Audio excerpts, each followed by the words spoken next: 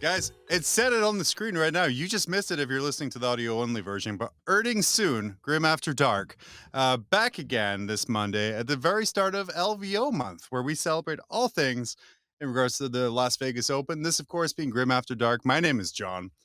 This is the Frontline Gaming Network's weekly interview show where we hit the high points of the last week in the Warhammer community and talk to the best players and content creators from around the world about the one thing we all love, Warhammer. Man, do I need to edit that down to be less of a run-on sentence because it's starting to really hurt trying to get through the whole thing. This, of course, being Grim After Dark. My name is John. This is the Frontline Gaming Network's weekly interview show where we talk about Warhammer. Before we get started, I wanted to welcome everyone into the first show of the new year. Thank you all for the time you've so lovingly wasted on this show and will continue to going forward. So thank you. We're kicking off LVO Month with LVO Judge Adam Solis to talk the ins and outs of attending a massive event, how the judge system works, and to confirm that your volkite contemptor conversion is awful, but probably okay with a little bit of work. My co-host today needs a little bit of introduction. He's, in fact, the creative overlord of the FLGN, who is someone who definitely doesn't want to know LVO is only 24 days away. It's Valium Heffelfinger. Oh, hi there. Do not do the voice. Do not do the voice. What voice? You know the voice. Yeah. Danny taking a well-deserved holiday break. Val stepping in at the last minute to, I guess, disturb you all with his Val robot voice. Well, I don't know if it's a robot voice. Perhaps it's a more sensual voice. This might be more of a Mike Brandt voice. I think that's probably what this is. It's a Kirkland brand sensual voice, sir. That's all I'm going to say. Val, we missed railguns. we missed railguns by only a few hours. That's right. And this single gun profile on a T7 model with a 3+ save took the internet by storm and unleashed more memes than we can possibly handle. This one, of course, being my favorite. The good old Godzilla King Kong. Nope. Perfect. It's well, kind of blew the lead there. You told me it was the first picture. Awesome. We'll get back to it later. It'll be exciting. It'll be fun. Anyway, Val, what's your thoughts on sort of the railgun and any kind of choice memes that you've seen on your journey through the internet this week? Well, the railgun, I think all things will pass. I think most people will be upset because they have ion cannons on their hammerheads from 8th edition. So, fair. That's cool. I sold all of my Tau to Anthony Birdsong, IRL Trazen, the Infinite. And so they're all in Maryland now with ion cannons on them. And that's a safe distance for me. That's more than 72 inches, you know what I mean? Oh, that's perfect. Yeah, the Hammerhead's obviously almost instantly sold out in the UK GW store. Whereas in America, we are a nation of a more refined ilk, and we're waiting for Richard Siegler to tell us if it's good or not. And we can now go live to the press conference where we anxiously await whether or not to hit buy on our Frontline Gaming web card. Okay. So he is still not arrived yet. Okay. I think the second part of the press conference is behind a paywall, but does give you that information. So I'm pretty happy about that. We hope to hear it any day now. We'll go back live as soon as we know any more. Can we go back and just have another look there while we wait breathlessly? Yep. Now that red curtain, that is the paywall. I've never actually seen it before. Yep, that is the little art of war. It's like Nick Danavati is here to party and have blackout curtains in between his free content and his pay content. Do you think he has curtains? He doesn't strike me as the kind of guy who has curtains. When you live a party lifestyle, you have to save money in some places, and heating or even cooling is one of those. So you have to have curtains to really keep your house thermodynamically proper. Thermodynamics. Okay, let's move on. Perfect. Thank you. As you guys might have seen, Val's going to keep me on topic a little bit more than usual this week. That's okay. It's kind of like you guys are getting a behind the scenes of what I get to hear every week when I'm talking. That's right. Anyway, Eldari are coming to ruin the game again in 2022. We're starting to see leaks coming out of the new Eldari versus Chaos box set. We're also seeing some surprising new rules, possibly leaked from the Kill Team Compendium. Here where it says Rangers are clad in long camouflaging cloaks. Rangers are unappareled scouts and expert marksmen. Naked Rangers aren't something I thought I'd see in my lifetime outside of some terrible Norwegian lore video. Val, what tactical advantage does nudity provide the Ranger? Well, I listened to a podcast recently, and in that it described, it was discussing the Dunning-Kruger effect. I think that's what it is. Is that right? Anyway. And there was this bank robber who rubbed lemon juice all over himself and thought that he'd be invisible. So maybe they're covered in lemon juice. All right. Yeah, lemon juice, of course, does nothing to spirit stones. It doesn't corrode them at all. Keeps them Of clean, course, shiny. Mr. Clean style. Custodes and Gene Stealer cults are on the horizon and will be legal at LVO with a full 48 hours in between the official release of the rules and the cutoff. Val, what are you excited to see out of both books? What should people watch out for from these different yet deadly armies? You have like the tiny elite Custodes and the giant swarmy Gene Stealer cult. Yes, absolutely. Well, from what I understand, the Custodes are gold in color. And usually the Gene Stealer cults are more of a purpley color. So I suspect that's what you'll see. Also, something about Crossfire. Yeah, the hit 90s board game is back. And Danny and I will be talking some more high of the points from both books next Monday right here on Grim After Dark. And if you have any doubt on whether this will be legal for LVO or not, it was confirmed here in this message with what may be my favorite reply at the bottom from Dan here. Salty John, of course, saying that the cutoff means that the new Custodes and Gene Stealer cult will be legal. Dan Donnelly, so the glut of GSC players entering the culminating event of 2021 will be forced to use rules released day of the cutoff. I'm sure these two players are going to be upset if that's the case. GSC, of course, a very, very high popular army. Ooh. Now there won't be anyone competing at the event who will have had advanced access to these rules, right? Like everyone's going to be on the same playing field. Is that correct? So moving on. I certainly am not bringing a Gene Stealer cult or Custodes army. It's all even playing field here. Would be a real shame if people were to receive those earlier. I just want it to be above board. If only we had a judge in the house. But anyway. Well, Games Workshop announced the results of its Model of the Year contest, with top honors going to Be'lakor. This is the 5th time in 6 years that Chaos has won, proving definitively that Chaos definitely does not need another wound. Val, what are your thoughts on Be'lakor as a model? Well, I think if it proves anything definitively, it's that Games Workshop does not write rules to sell models. You know what I mean? That's fair. To be fair, though, I was like turbo screwed over by a Be'lakor in a game recently, as I completely forgot that he ignores invulnerable saves. And then I think that's another lesson, kids. Read your books, learn your rules, because it hurt a lot. I did not want to lose that character. Anyway, a 2022 hype video has dropped as GW released some sneak peeks at Moggen Ra, a new avatar model, new Chaos Knights, and hell must have frozen over because there was also a Tyranid in there. Val, what are your thoughts on this video you haven't watched? Well, there's no picture that goes with this. Well, I feel duped. I actually have watched that video. Okay. Love it. And I see a lot of people like speculating that the Tyranid is going to be like a Shrike, I think they're calling it. But it's just going to be a redo like all the other models. Am I wrong about this? Like that's clearly just like a Trigon Prime or whatever they're called, and it's going to look really pretty. And there is a character Tyranid that's been going on for years. I think it's like the parasite of blah blah blah. I forget the name, but that's kind of the art that's come out is real similar to what we've seen with like the wings and the little claws and things. So hopefully something like that.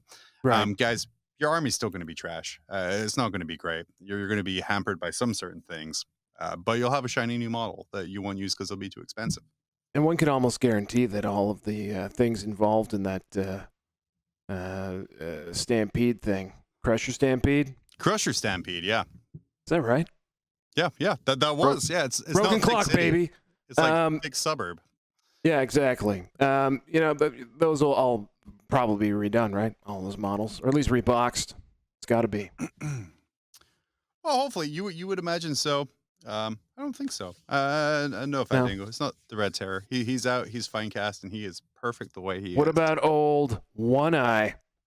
You know, only the pewter one is acceptable because when you realize how terrible he actually is, you can beat your opponent with it in a sock. Finally tonight, LVO is this month, and it will be bigger and better than ever. The full event will be getting live streamed on the FLGN by our very own service called Val and the Ocho crew. find folks like Adam Camilleri from the Thursday show, Magikarp Matt from Chapter Tactics, Redacted and Kicker from Signals from the Frontline, and of course, yours truly, assuming you will be there. I'm just going to read the whole copy. Why not? We'll all be there and helping to make the best damn Steam you can imagine. Ooh. Yeah. Steamy. You sent me a copy. I'm going to read it. Yeah, you're going to get steamed. This year, we have a bunch of awesome stuff planned, and it ends. It's good. Yeah. Well, Val, what do you want to kick in there? I like to leave my run-on sentences open-ended, just so there's never a payoff. Kind of like this show. Kind of like this show. Yeah, no payoff. No, I think the show's going to be pretty awesome. Obviously, Omicron has thrown us a little bit of a loop, especially us Canadians, on account of our government getting all antsy and locking things down. So hopefully the sizable contingent of streamer Canadians can go across the border. But if not, don't worry. As everyone knows from watching this show, I'm an expert at doing remote, complicated streams. Without any issues, technically speaking. So we'll be fine. You're in great hands. That's all I can say. Even if I am disembodied, if you will. I think in this show, the technical issues are part of the charm. So you could say that if Omicron dick punches you too hard, it'll be a very charming LVO. Could be worse. We could have tentacle issues. No. Yeah, that's fair. And then we'd get kicked off of Twitch. Probably. You don't want to get kicked off of Twitch. Val, why don't you introduce us to our guest? Absolutely. So our guest is a long-standing judge, perhaps one of the longest-standing judges at LVO. He's been termed Latin Gandalf by our very own Peter the Falcon for some reason. He's been on a show called TFG Radio for many years, although it sucks since the producer left. Let's see here if I can actually press the right buttons. Put your robot tentacles together for Adam Solis, everybody. Look at that seamless transition. Whoa. You didn't try and elongate that intro at all. He's not even muted. Amazing. Adam, oh my God. Welcome. You are, of course, not only a judge for LVO, you have your own podcast. You're a writer for Bell of Lost Souls. You also had the misfortune of having to listen to literally hundreds of 40K podcasts with your time there. At one point, yes. At one point. That's where I first heard of you. Who was the poor soul who forced you to listen to all 40K podcasts? You know what? That was actually my own choice. So for those that don't know, I did used to write an article that was basically a podcast review article, but it was also it wasn't just for 40K. It was for AOS, Horus Heresy, any game system that War Machine, Infinity, everything. I approached Larry, who's the owner of the website, because there used to be one previously and the guy had stopped doing it, and we had just started the podcast around that time. So it was a way to get exposure for the podcast, basically. And I did it for about 5 years. Yeah, it was an invaluable resource for podcasters like myself who Google themselves on occasion. It was nice to see if anything I did actually made the cut there or showed up. And now we don't know. Now we don't know if when new podcasts enter the arena, we don't hear about it. Something terrible happened. You should look into it. I'm assuming there was a cat-based accident over there. Probably. I do have a cat that I hate. So. I was going to say, I found out because my side gig there was reviewed on that. And while I agreed with the mean words you used, it was very cutting at the time. Probably. If you know me in person, personally, then I'm the same way in person. So it's not like an act. Yeah, for sure. Val, what's the greatest podcast review you've received about yourself, or the best feedback you've received? Because you've guested on, you're not really a 40K podcast unless, Val, you've been on there. What's the greatest feedback you've been given about your performance? Well, that actually raises a good point. TFG Radio has never actually had the floating head of the FLGN on it, and I've gone to this particular cut screen here. just to get your opinion on this, Adam Solis, because obviously you're not the one holding the genius of Al Heffelfinger back from your show. I'm assuming it's Salty John. Now I know why I'm really on here. That's right. No, before You can actually blame Peter the Falcon for you being on here. We tried having you on that one time, and then you had child issues. Oh, blame it on my child. He's not even 2 years old. Once you have kids, that's all you blame it on. Yeah, that's fair. I'm not gonna lie. That's fair. Amazing. So as Val had stated kind of at the start here, you are like a longtime judge at the Las Vegas Open. This month, of course, being LVO month, we want to really kind of dig into the different aspects of that event.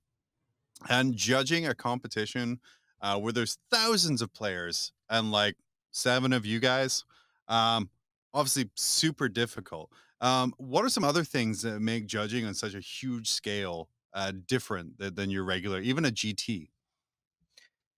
On the scale for LVO, it's really just the like you mentioned, kind of the management of putting out all the small fires, kind of.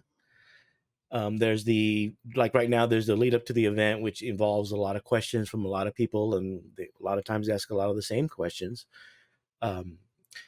It's just organizing all that, getting the like John puts out a video every year for the LVO, and deciding what we put in the video, what we need to tell people about. Do we need to tell them about anything, and then during the event, it's just kind of like trying to be everywhere at once with however many people we happen to have. We have more people this year, but it's going to be over 1,000 people or around that, and it'll never seem like enough.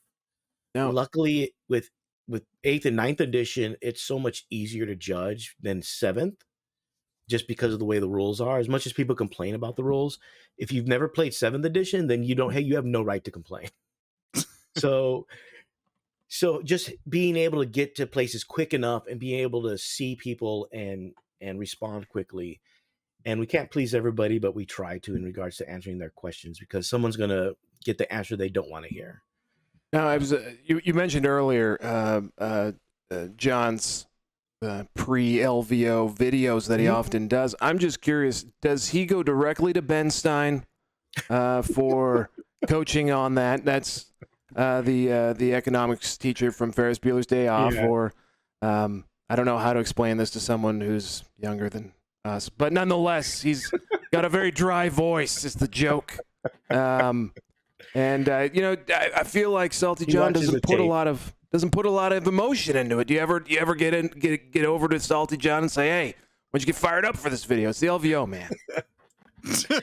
After having to answer all of the questions and modeling conversions and things like that, I think he usually does the video like towards the end, and that's probably why he puts a little tiredness into it, maybe. His soul is destroyed by having to answer 37 questions about contemptor dreadnought conversions. I'm sure. Every year it's something. The last LVO, it was Chaplains and Thunderfire cannons. Chaplain dreads and Thunderfire cannons. I was gonna say the second most popular YouTube video I have ever made was a funeral, like a wake for Chaplain dreadnoughts, where I was just like happy they were finally gone, because that's all the questions. Yeah. And you say, of course, like leading up to these giant events, you get hundreds of messages. What's the most common thing you are hearing right now, question wise? Question wise, yeah, it's a real eye roller. We're getting a lot about the Crusher Stampede in regards to, like, I guess if you take the Turbogon that can generate gaunts, and they're only 1 wound, but you're not supposed to have something with less than 2 wounds in the army. So we're getting questions like that. A lot of the Crusher Stampede, a lot of questions about, is X army going to be used for LVO? In this regard, it was Gene Seer Cult and Custodes. Things of that nature. We're getting a lot. It's actually weird because there's a lot of Tyranid questions. They are the most easy player base. Yeah. Yes. We're getting a lot about the Harridan, because we answered a lot of these questions over the course of the last year with the other FLG events. Mhm. we're not getting as much in regards to like the same questions over and over again, because ideally they should be looking at uh, the web responses in order to know what's already been answered. Mhm. So like right now we're not getting any questions in regards to like the Cherub or the for Sisters of Battle or Ardent Shroud, because we answered that over the course of the last year. So everyone should know what our answer is. For sure. Um, I was going to say just real quick, Kelsey, we're not going to ask about Astra Cartographa because that is a joke army that you can't even take legally. Um, so I But think the only seriously, response to that one is like, what is your official stance on Cartographer? Yeah. I'd have to look at the actual rules. There's probably a way to take them, and someone will probably want to make a whole army of them. So you can't. That's the problem with army. You literally can't. It's very infuriating. It's a terrible thing. So at these giant events, of course, you have drawn your round one opponent. You've managed to avoid anyone whose name is familiar. But you want to kind of make a judge's call. When should you call over a judge? These are kind of events. I would almost say not like whenever you feel like it, because then you're just Heck yeah. abusing Dang that it. thing. But it should be after you've exhausted other options. Like if there's a rule you're not sure of, look at ask to look at the codex. If they have the codex and you can find the rule right there, and then you discuss what the rule is, what your interpretation of it compared to theirs. If you're still not coming to terms, then you might want to call a judge over. What a lot of people do, unfortunately, is immediately once someone's like, well, I don't get it, and they automatically call a judge. The first thing we're going to do is when we go up to your table is to look at your rules, which you should have, and Battle Scribe doesn't count. What about the app? Or I mean, at this point, I don't even know if the Warhammer GW app counts either. But you should have the codex with you, whether it's in the GW app or it's a physical book. You should have your codex and rule book on you. We're going to ask you, let me see your rules. If you don't have it, it's going to negatively affect our decision for or against you. So you got to be sure because there's going to be so many people and there's only so many of us, you have to be sure that you exhaust all options and don't just automatically go to a judge as your first option. It should be your last option, actually. The way I usually do it is, we'll have a look at the rules, but the second we don't have an agreement, that's usually when I'm going to judge, because I don't like arguing in circles. Is that too quick a draw for you? But if it's just like, I think it's A, I think it's B. I don't know, man. I'm pretty sure it's A. I don't know, man. I'm pretty sure if it starts it's to go B. circular like that, you can call us and we'll just make usually just a really quick ruling, because you have to expect that too. Don't expect us to like have a debate about the rule. What's going to happen 9 times out of 10, we're going to come over. You're going to tell us what's happening. We're going to ask you for the different details. We'll make a judgment and then walk away, and that's going to be it. Only for that game. If we feel we need to discuss it with another judge, we'll do that. But 9 times out of 10, we're just going to make a quick ruling and then move on, because there'll be other people that need a judge also. How often do you just not break stride? The rolling judgment. It actually happens when there's multiple people asking for judges, or if it's something like really simple. I'll maybe come up, they'll tell me on the way, and if it's something I know off the top of my head or something that's really easy to adjudicate, then I'll just make the ruling and then just start walking away. I'll maybe stop for like half a second. And do you ever have people who are like, they call to go judge, you walk over and they're like, oh, damn it, it's Solis. And no, I don't need a judge anymore. And then when you walk away, try and get a different, more lenient judge. I have not heard that. So it works. I'm doing it slowly enough. I wouldn't be surprised. Just like any like, whether it's with school with teachers or if you play any sports, which referees or judges to maybe you don't want. I mean, even in professional sports, there's certain referees and judges that you just like, oh, it's this guy, so we know what's going to happen. Things like that of that nature. So I've never had it done to me as far as I know, but I mean, I'm not going to say it's never happened. Whether it's here for 40K, because I used to referee soccer. whether it was soccer. I know in soccer it happened a lot. So, because I happen to throw people out all the time, and in 40, but I can't do that in 40K as quickly as I can on the soccer field. But I wouldn't be surprised if I get that same reaction from certain players. Well, you say you can't throw people out, so like you do have though the opportunity of like the yellow card, red card system, real similar to soccer. Like Yeah, it's harder. how is that utilized? And how much kind of oomph and emphasis do you put in kind of holding up that card for everyone to see? So in just like soccer, it really depends on the judge and their philosophy. I'm probably a little more lenient at times. It also depends what kind of attitude the player gives me.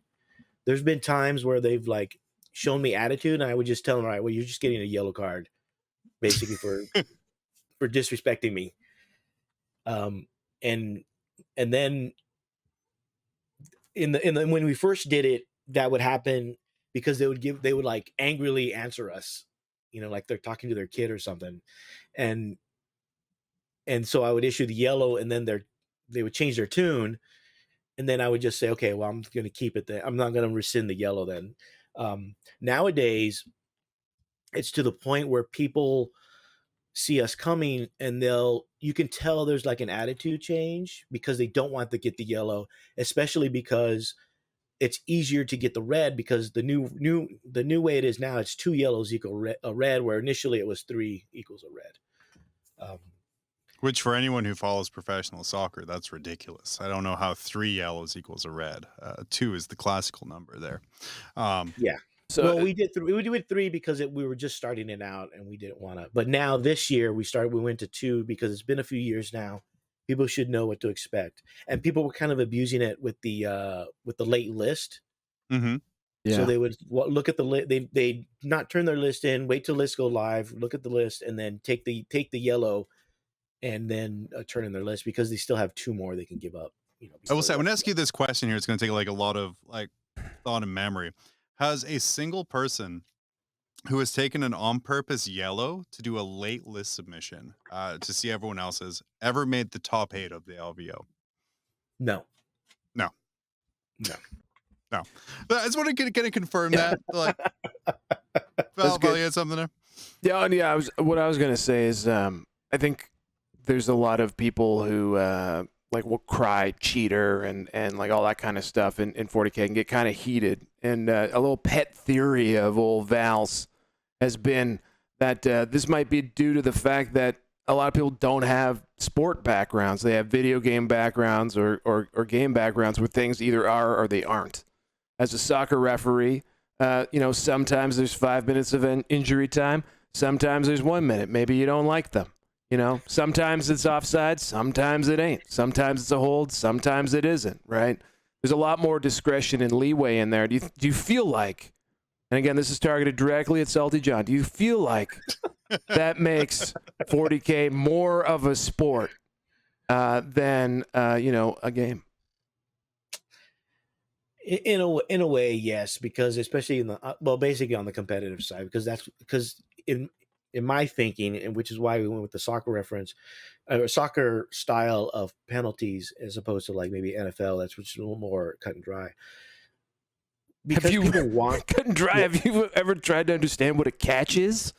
but that's I think that's what I think is kind of interesting on the point, is that like, what is a catch, right? Like in sports, like things that are the most like billions of dollars are gambled on this. Yeah. Like massive stakes, as big as it gets, everything wants to be a major league sport in some fashion. It's still hard to define what a catch is. There's a gray area there that is reserved for judgment and adjudication, which is where someone like you come in. So yeah, that's exactly my point. Can I say? I think it's. No, go. I think go, in a lot of ways it is moving towards more like a sport as opposed to a game, mainly because I think that's what some of the player. That's what seems like that's what the players want, because they want this competitive aspect of the game. I mean, there's a lot of board games have that competitive side also. I know Ticket to Ride does, Monopoly. All the games we play as family games actually have a competitive side to it. I really want to see like a hardcore Ticket to Ride player just being like the biggest dick. There was an issue train placement. there was an issue where a Ticket to Ride player got caught cheating during a tournament. So Oh my gosh. So, like, for me, like you're saying this is the happiest little chillest family game I play with my wife after, like, our son goes to bed. And, like, I was like, "I can't imagine it. That's crazy." What are your thoughts? Because you are saying you both of you guys here, and this is kind of both to Adam as a judge and kind of Val the way you do streaming and you're very involved with the competitive 40K. What are your guys' views? And we're going to start with Adam here about the idea of moving kind of 40K in a competitive sense to a professional circuit where you have kind of a certain tier of player and then like an amateur, even like a pro am part and kind of separating those out there. I think I don't. I would like it. I think that'd be great, but I don't know if that's feasible right now. Maybe in the future, for a few things. One is basically the money involved, because there would have to be a reason for the pro people to turn pro. Also, I don't want to sound mean, but I'm going to be mean. There's not a Love lot it. of pro players. Let's be honest. I mean, or pro caliber. Hmm. Yeah, there's guys that can win maybe a GT or two, but in terms of consistency throughout the years, there's not that many people, and I I don't would think there's enough people to create a pro circuit at this point. Hmm. Maybe if we develop it more, it's something we'd have to develop over time, and maybe we could probably make one or create one, but the money involved and without like proper sponsorship, I don't think a lot of people can do it to do Hmm. the traveling.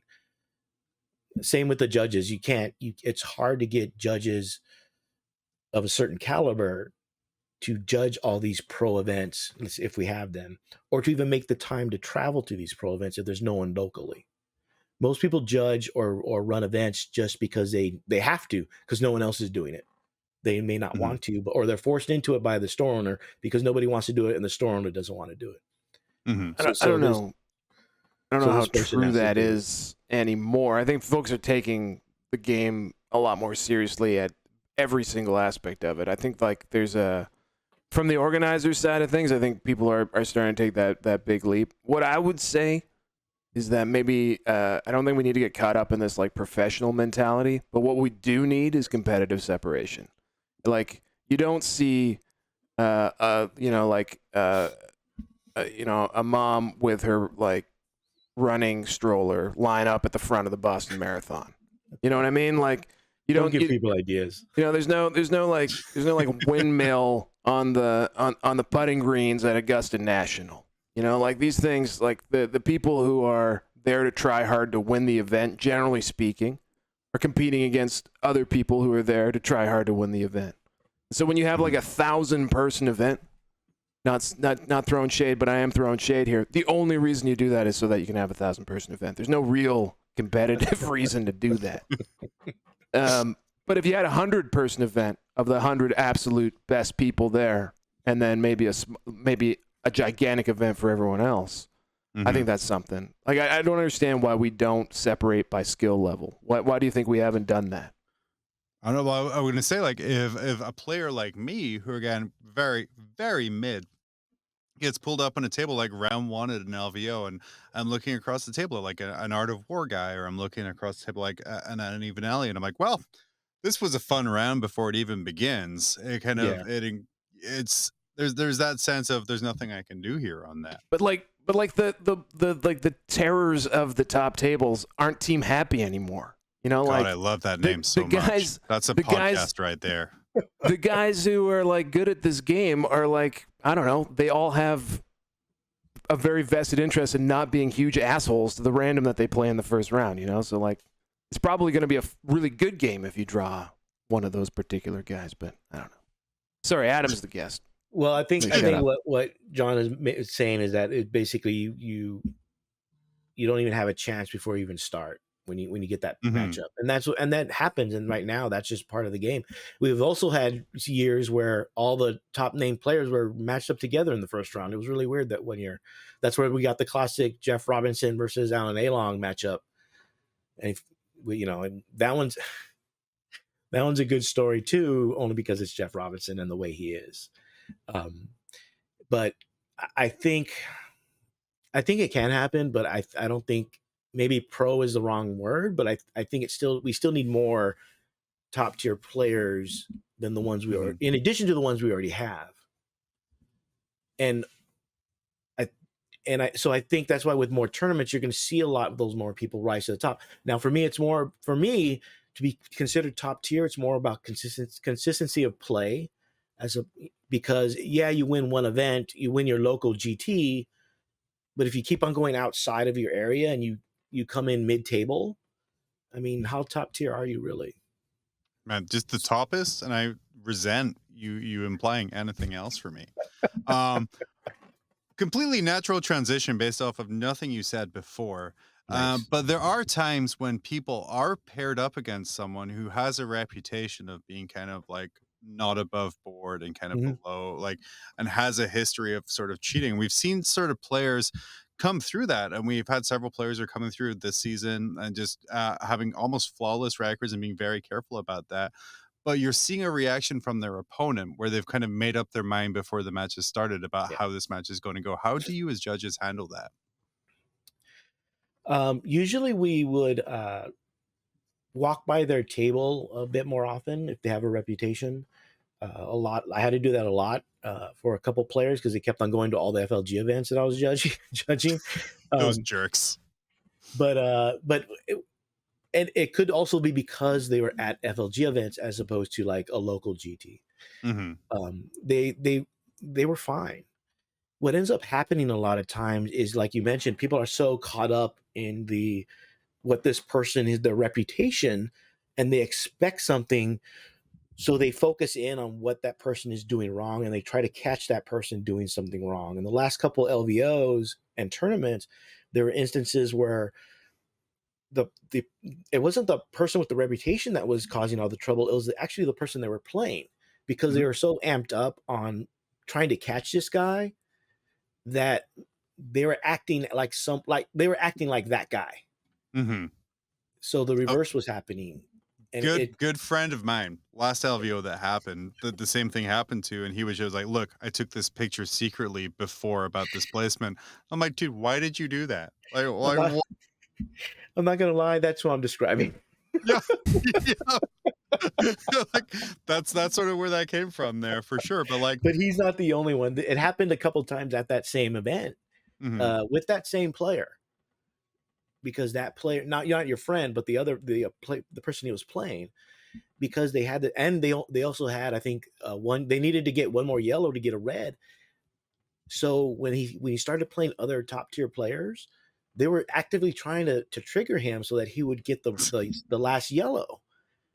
But it was, which so in itself obvious, is almost like a yellow to them for sportsmanship. We're like, dude, you're just trying to trigger this person. Yeah. So it's, luckily the code of conduct covers things like that under, spirit of the game and abusing the code of conduct for things like this. So, but I mean, he still never made it to top 8, but it was still an issue. And and you go there to try, you go to these tables to try to protect the player, but it ends up, like we just talked about, they get so caught up in it and they let it get in their head, and they should just play their game. And if there's an issue, you just call a judge over and resolve it. Well, you got some insane head bobble going on. Is that for animation purposes, or do you have something to add in there? Oh, I was just nodding along, trying to make sure that the person who's talking was actually on screen. Okay, perfect. Good times. I think the last time I saw obviously the LVO judges in person, LVO 2020, the last big event we had here. Also, I think the most stressed I've seen a group of 8 people, which would be the great BCP Crash of 2020. Not the one of 2019 or 2018, but the 2021. Or 2017 or 20. Tell me a little bit what it was like to kind of be in that situation where, like, you guys are walking around as like official reps, like you are in charge of the tournament and in the players' eyes, and it's like hour 5 at this point. By the way, just before you start answering this, from the previous anecdote, just pro tip: just take a cell phone photo of the screen before you guys advance the round. Boom, no problem. Anyway, continue. Just do that 55 times. 200 players a screen. So, oh man, I think I blocked it out, but I can still remember part of it. it was it. So something similar happened 2 years prior, where the whole round 2 was deleted. Um, we were able to get it back fairly quickly. I think it was only like an hour delay or something like that. This one was on such a grand scale. It was almost you couldn't believe it at first, and you're like, "What?" And then Yeah. you kind of look around, and what are we going to do? And then we start like, "Okay, well, here's what we got to do." And at that point, you're not really worried about like you're too busy trying to fix it to really stress out and worry about it. I mean, we did get some great memes with John because of it. Him on the computer doing data entry, and the whole time I'm thinking to myself, I didn't leave my data entry job to do data entry, on in Vegas. Yeah. Luckily, Jason Horn, one of the other judges, was able to get a system in that we were able to correct it, and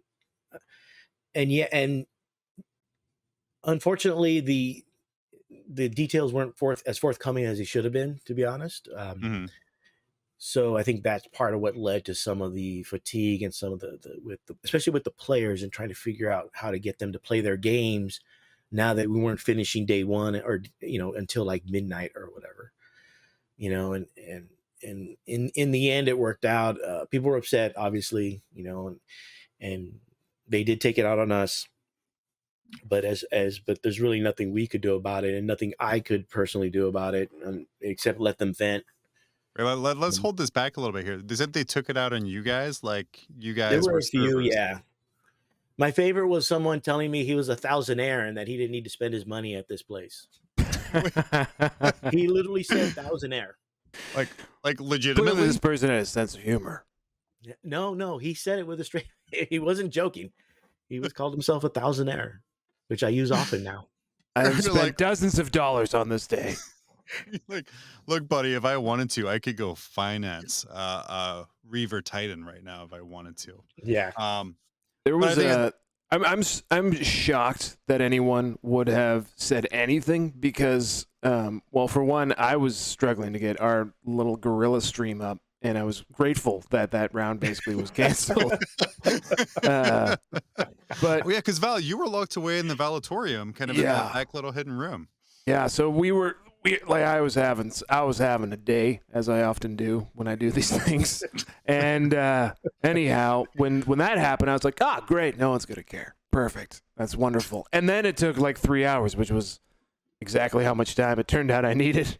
And so we actually did get to. We wouldn't have had any coverage day one if it wasn't for that. So thanks everybody. But what I was trying to say was that I can't believe anyone said anything, because the aura of don't fucking say anything around Reese at that moment, that was just pulsing out like in this purple black swirling aura of, if you fuck around, I will kill you.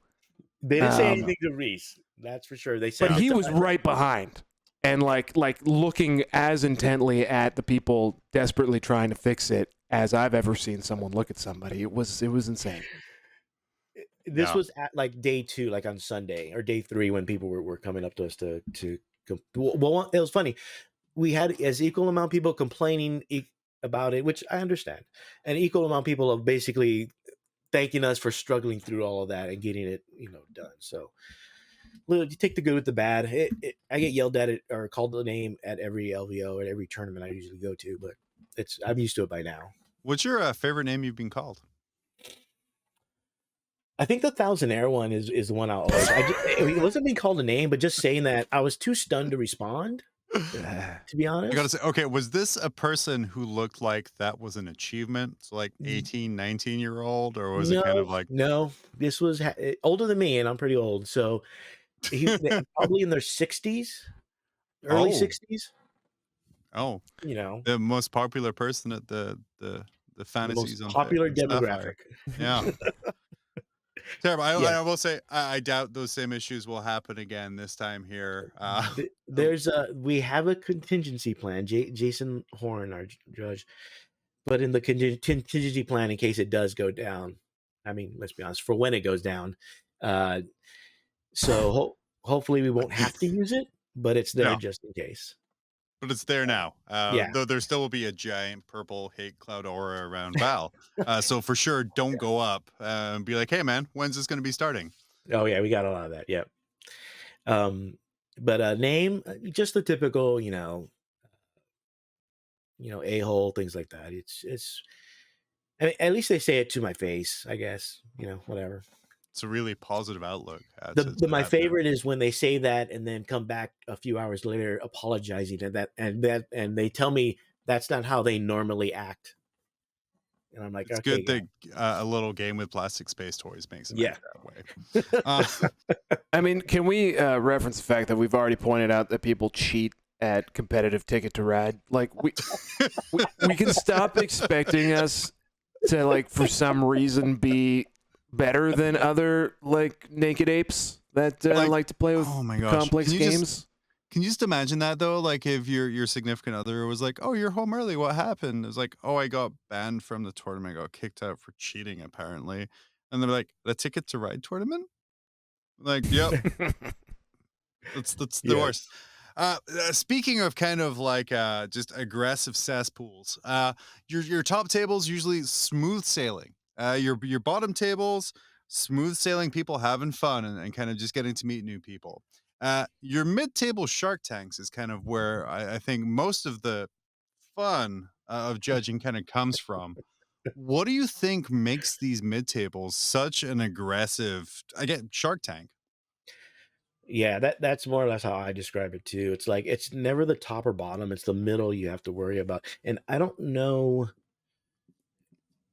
I think it's just their personal sense of accomplishment, especially when they set these goals for themselves to go like maybe 4-2, 5-1, and they're maybe right now, they're 4-1 going into this last game. They don't have a coaching service. They don't have if they have a paint service, and then they should worry about the paint, competition, not necessarily playing the game.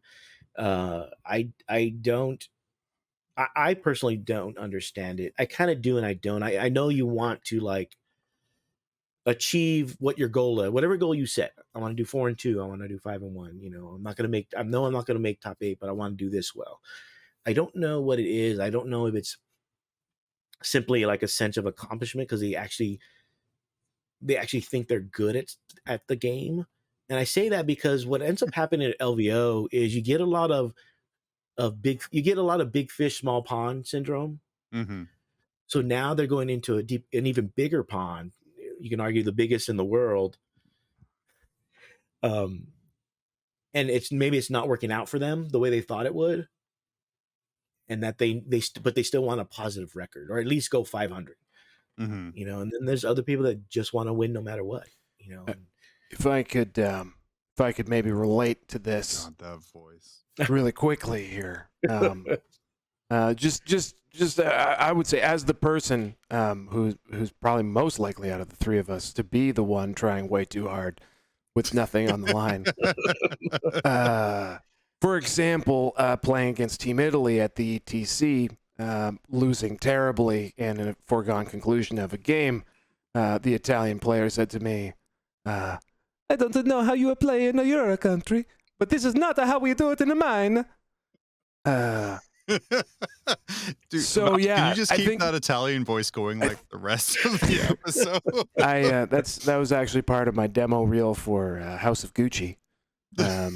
Narrowly lost on that one, but nonetheless, I think it's just that 40K is super hard, but it seems easy, and it can so easily slip right out of your grasp, and so that makes it really frustrating. Like I think I don't know if you guys have ever played golf, but I find golf like that, where like all I'm doing is I'm hitting a ball, down that way, but for some reason when you hit the ball, it doesn't just not go the way you want it to go, but it like spins in like a boomerang way to the right, and it's just the most frustrating thing in the world, even though it seems easy. And I think maybe that's where some of it comes from. I think part of it also is are the faction awards. Especially because if you're in the first, second, or third, and you're close enough where your opponents are there also, or you're not, the people you're competing against, then you may want to try a little harder to eke out as many points as you can.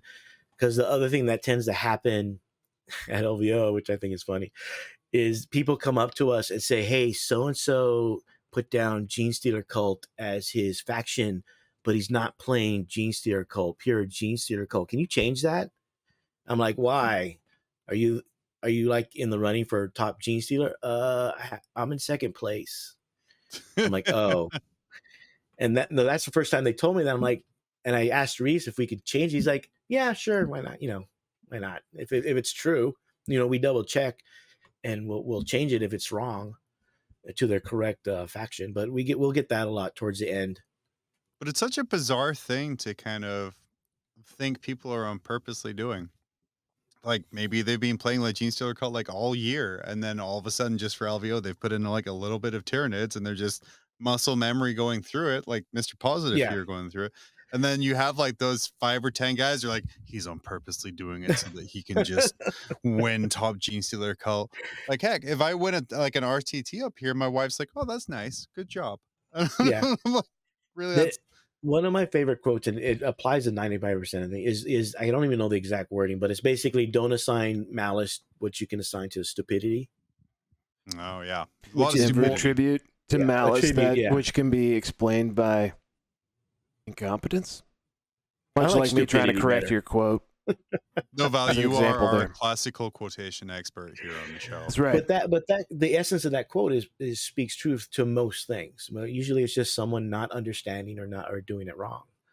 But I think the faction award, which I like, but I think that might be part of the issue with some players also in regards to the mid tables, because most of those players, a lot of them, are at those mid tables especially for the more obscure or the less utilized factions. So I want to jump in here.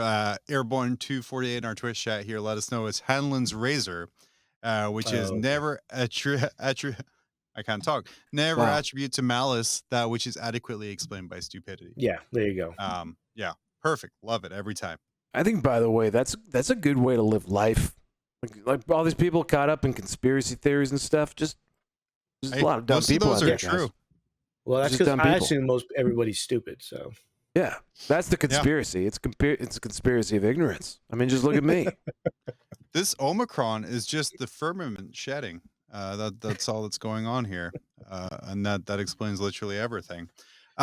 We're gonna wrap up here in the next sort of 8 or so minutes. Let's go through how can you be a good player at these events, because we've talked about sort of like the mid-table Shark Tank, kind of the upper, the lower things judges call for. Like, how can you be a good player and kind of maximize your enjoyment at these mega events? For me, I mean, when I look at things, it's like, first of all, don't try to be a special snowflake. Don't try to have that. Try to figure out that if you want to like try your best shot. If you want to do something off the wall and whatever, which I do all the time, just assume you're going to be mid-table, which I am. Mm-hmm. I would try to tell them don't try to reinvent the wheel. Just go with what works. I hated to break it to you guys, but you're not Sean Naden. You're not going to, unless of course you are Sean Naden, in which case I'm sorry that he said that to you, because that is not accurate in that one instance. So, try to go with something that you see works, or maybe just works for you, and then just keep playing that army. It's repetition is what really brings out what you do, especially as you play against other army types and other builds, especially. So if you don't want to play Dark Eldar or any of the top ones, like I play Thousand Suns because I like I play Chaos and Thousand Suns of Chaos right now, and and I have 1,000 Suns in Death Guard, but I'm playing Thousand Suns right now. But I'm keep on playing the army, so I know what it does. Like I know what works, what doesn't work. It's maybe not the best army, but I'll do well in tournaments with it. If there's certain armies that are like that you don't want to play, then don't play, and play what you like. But at the same time, go into it knowing what to expect with that army. Don't try to win. Okay, you're not gonna win the LVO with Tyranids. At least that's my belief. I'm gonna go further. The majority of people listening right now, you're not gonna win the LVO. That's true. Also, only one person can win LVO. Right. Shocker. But I think repetition with the army is a big thing. You don't even have to get full games in. You can just play like the first few turns just to see where it would go, and then just re-rack and play some more. Mm-hmm. I think that To jump in on this real quick to Yeah. something you just sort of said before, how you kind of your Thousand Suns right now, but you also do Death Guard. How much further back on the shelf did you push Mortarion when the railgun leak kind of came out? Bortel still gets his It's got field of pain. pains. So I don't play. I actually play the Terminus S list, Mm-hmm. which you can't take Mortarion. So, and I don't play. I don't play. I play 20 Scarab Occult Terminator list. You monster. So I don't use what's that, Magnus. Yeah. So I don't use the big guys in general because they already die. So I mean, a big railgun is not going to matter to me. Yeah, and I'm going to just say Airborne 248 Mortarion does get -1 damage. More often than not, that doesn't matter a whole ton. Yeah. But anyway, I'm sorry. I interrupted No, you that's to okay. get your opinion on that. I mean, if you may have to bite the bullet and play one of the meta armies, if you really want to do well, whether it's Grey Knights, Drukhari, even Sisters of Battle, still Adeptus Mechanicus. So it's really what you're willing to sacrifice in terms of how you want to play the game. Mm-hmm. Like, I won't play those armies. I'll play armies that I like, which means I'm always going to be mid-table. And if you're going to do that, just realize you're going to be mid-table. Mm-hmm. But if you want to try something to throw in here really quick, again, Airborne in our Twitch chat, let us know. He says, I know I'm not making top 8. I want to have 6 fun games, make some friends. Otherwise, I'm dropping close to $1,000 to be sad that I lost a tournament I was never going to win. There's a lot of people with that attitude about being sad, though, unfortunately. And I think, like, if you were to just take that quote that I just said from Airborne, that is 100% the way to go to LVO. I disagree. I think you go there and you try your balls off.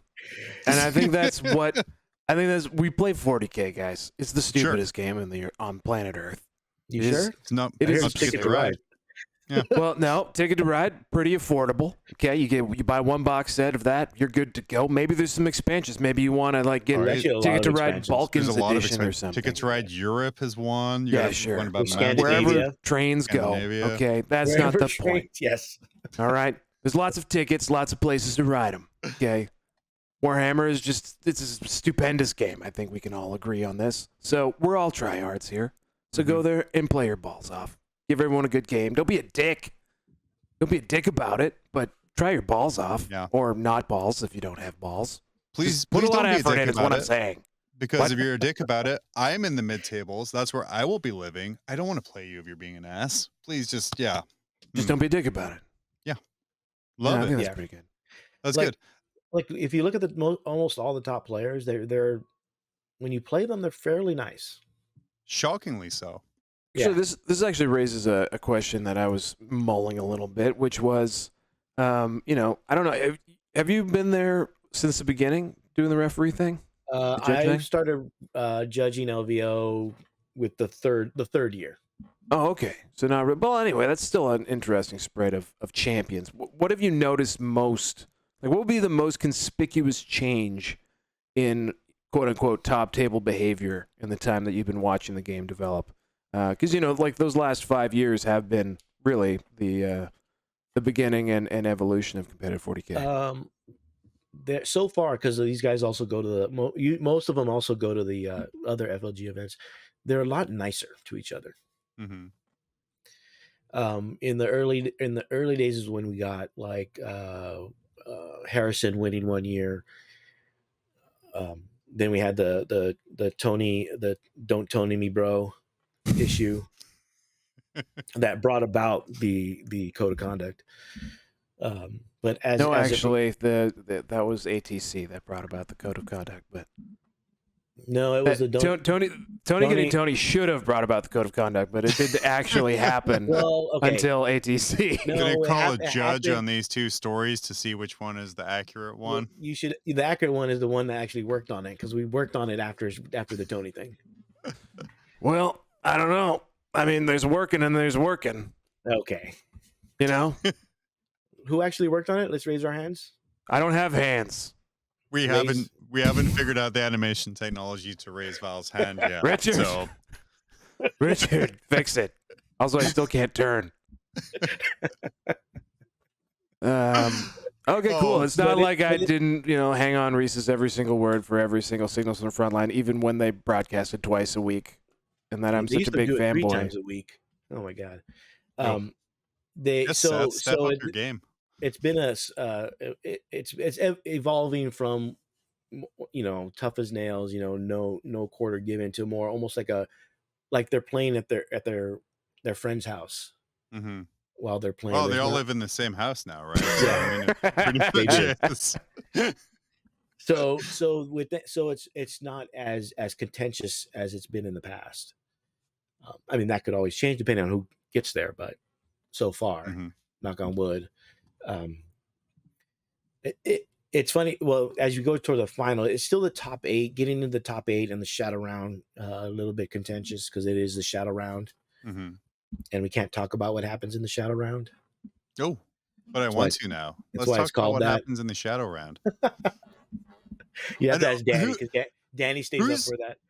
Whose idea was it to call it a shadow round? Was it a giant Yu-Gi-Oh fan, or was it? No, we just called it that because it takes place it's part of the tournament, but not part of the tournament.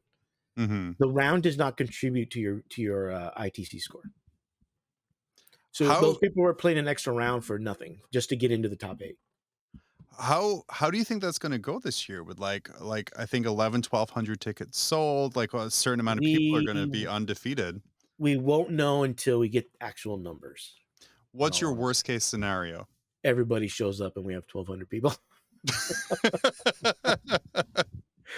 Because after a certain point, I want to say it's 1156, but after a certain number, you'll have more than 8 or more than 12 undefeateds. So we want to see how many show up, and then they'll determine how we do the shadow round. So there you go, guys. Everyone show up for LVO to make this math as difficult as possible. You're not going to be in the shadow round most likely, so it's just going to be fun watching other people stress and compete. I'm sure Danny will appreciate that. No, for sure. I think my favorite LVO story, going into 2020, a couple of our friends were going to Danny, and they're like, "Hey, man, you're going to make top 8." And I just turned around and be like, "No, you're not." And Danny's like, "Yeah, no, I'm not." Like, no, you're totally going to. And we're like, no, you're not. Again, because Danny has the benefit of knowing that, and hopefully, God, fingers crossed, you don't mind I say this, like knowing he is a big fish in a small pond. And then when he goes out there, yeah, he does well and he plays a tight game, but it's a different level and quality of opponents that he's not exposed to on that kind of a frequent basis. And I think that's the best way to sort of look at it. Yeah. Yes, you're a big fish. Yes, you have all of the RTT wins, and we're very proud of you, but you don't have the exposure to the top level of play that we're seeing. And that in itself is shocking, particularly something I've noticed, especially just watching the Ocho, watching FLGN coverage of these events, is the movement shenanigans are just insane. And I'm like, I can't wrap my head around that. It's bizarre. That being said, because everyone is in the same pool and is playing everyone randomly, swing for those fences, cowboy. Like, just go out there and play as hard as you can. Because there's always someone who at least makes the shadow round is like, what the is the shadow round? I had dinner plans. And there's always someone that makes top 8 that has that look on him that like, how did I get here? And that could be you. That could be you. So that's it's only a 1 in 1,000 chance, right? Why not? Your eternal optimism on that there to kind of really balance out my internal pessimism. As the great Herm Edwards once said, you play to win the game. You don't just play it just to play it. That's what I've been doing wrong this whole time. Yeah, that's right. Val, as we wrap up here, Val, what other questions do you have with Adam while we have him on here? Okay. Do you think that the LVO Judge's chat is as close to a dark cabal that controls 40K as there is? I could tell you, but then I have to kill you. Aha! Can't kill something that's already dead. Unplug you. Dead inside doesn't count. Ouch. Womp womp. I do have a favorite LVO story because I know that's what we talked about real quick. Love And it. Do it doesn't involve 40K at all. Perfect. So one of That's our right up my friends alley. went to LVO on day 2. He misses his first round. He misses his round the morning round, the first round of the day. Come to see him later. I tell him, hey, what happened? He goes, oh man, you're not gonna believe it. I was coming from the room, and this dude just started to have a heart attack right in front of me. And so I'm looking around. A maid comes up. She This is sees your him. favorite she comes story? Over. Huh? This is a bit dark if this is your favorite No, story. it's not. No. He's looking around them. He gets a maid. Maid comes up. She performs CPR on him. He gets up. He survived. And she just rescues him. He survives. And takes her cart and walks away. I'm like, damn, dude, that's a good story, man. So that's why you're late? No, man, I was late because I overslept. So, that's my favorite. My favorite LVO story I can't tell on air. Val, what would be your favorite LVO story to kind of wrap this up? Oh, definitely playing the guy's entire family in round 2. That was fun. Oh yeah. Yeah, you let us but know I told that the last story, I think, on here already. Yeah, on elsewhere. this show, I think. There's so many podcasts out there right now. I don't understand how they drove the RV into the actual tournament hall, but it's impressive. Nice. It is. And they did some wonderful kettles from that. Well, Adam, thank you so much for making time for us here, especially in this super busy month. Go ahead, plug yourself, let people know where to find you and any other pertinent information they'll need to know for the month of January. Well, you can find me every other Thursday on TFG Radio, which actually includes 3 of the LVO judges, myself, John Weiermuller, or Salty John, everyone knows him, and Danny Ruiz, who is actually the judge for the Shadow Round.